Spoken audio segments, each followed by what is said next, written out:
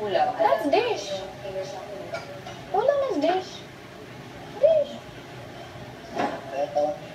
Ano pa lang yun? Mukha ba ako si Tori?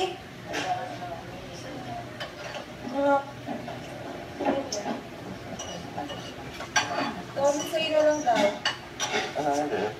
Hindi gusto ko. Hindi gusto mo? Bakit? Hindi, gusto ko. Sabi niya, gusto niya daw. Hindi gusto mo. Sabi mo, aray. Hindi, gusto ko. Hindi, ayoko. Bakit?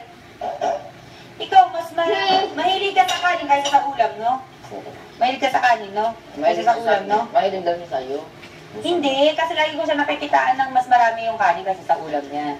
Eh, paano ba naman? Kunti lang naman ang ano natin. Hindi, laging ganyan yung kagabi. Talaga. Oo.